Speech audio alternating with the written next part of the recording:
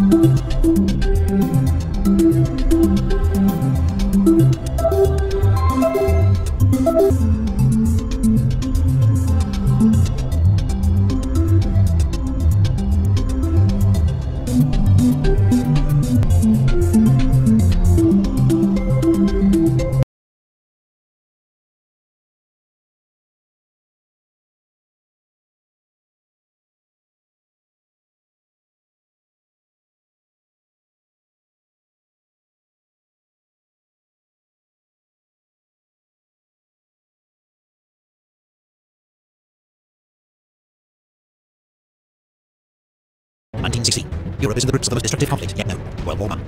Much of the fiercest fighting takes place on the Western Front, where British, French and German armies are locked in bloody stingways along 450 miles of trenches. There have been millions of casualties, and neither side can break the deadlock. The combination of barbed wire, machine guns, and heavy artillery means troops trying to cross no man's land, the open ground between the trenches, are slaughtered en masse. The advantage is always with the defender. But the Allies are permitted to more attacks. They determined to liberate parts of France and Belgium that were occupied by Germany in the first months of the war. The British and French agreed to launch a joint offensive in summer of 1916, but the Germans struck first. In February, they launched a massive assault on the French fortress city of Verdun. Its offense requires all of the old French reserves. So the summer offensive will be led by the British, their biggest attack of the war so far. Its chief aim now, to relieve pressure on French at Verdun. The attack will take place along a 25-mile front near the River Somme in July. The new British commander, General Sir Douglas Haig, would prefer to attack near Ypres, where there are clearer strategic objectives, but Somme is where the British and French armies meet, so their joint offensive must take place. He would also prefer to wait until his inexperienced divisions have received more training. The French need his help now. The Somme has so far been a quiet sector, allowing the Germans to build up strong defensive positions.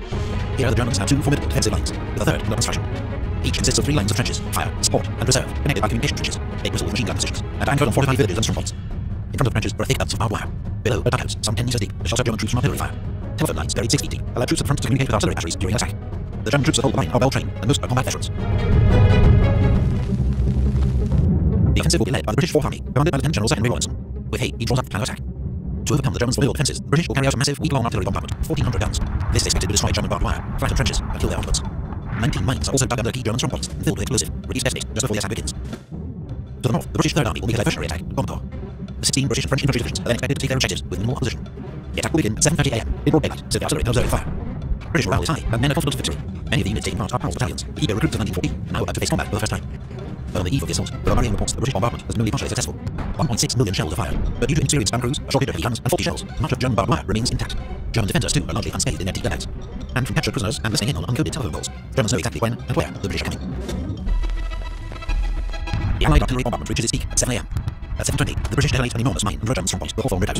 British troops rush forward to occupy the crater. 7:28, further mines are detonated at German strongpoints along the front. 7:30, the Allied bombardment moves on to the German second line, as British and French infantry begin their advance across no man's land. German troops, meanwhile, race up from their dugouts to set up machine guns. It's an enduring myth that all British infantry climb out of their trenches and walk steadily towards the German line. A few units do, but most send men out into no man's land before the bombardment lifts, so the final dash toward the enemy line is as short as possible. But in the northern sector, whichever tactics are used, the British are easy targets for German machine gunners, especially when they bunch up to get through the few gaps in the barbed wire. British infantry advance bravely, but are mown down in their hundreds. Some units do break into the German line. Near Thiepval, the 36th Ulster Division captured the shrunken redoubt.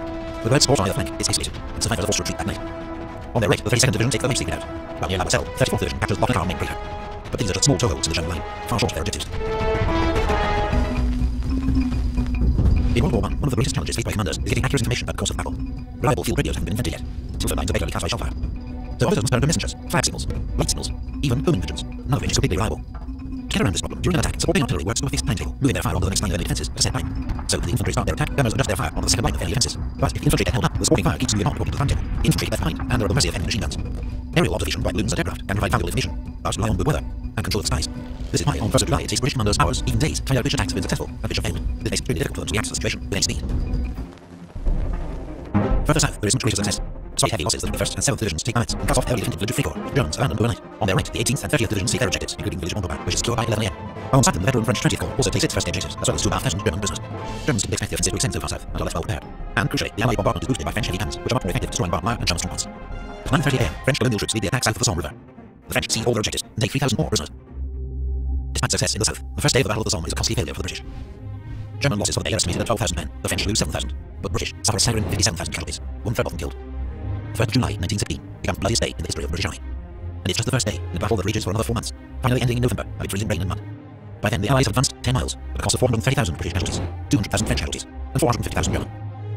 It makes the Battle of the Somme one of the bloodiest in history. In British popular memory, the Somme is remembered as an unmitigated disaster and tragedy, evidence of the incompetence of British generals, and point of sacrifice of the gallant soldiers under their command. But to those who fought it and those at home, the Battle of the Somme was seen as a success. Casualties were enormous and hard to bear, but across Europe every warring nation was suffering terrible losses, as all commanders struggled to find answers to French warfare. And at Somme, the British had not only helped save their French ally, who went on to defeat the Germans at Verdun, but learned vital lessons about how to fight the Western Front. Most of all, the Battle of the Somme had been a costly but necessary wearing down of the German army, an immensely painful but vital step on the long road to victory.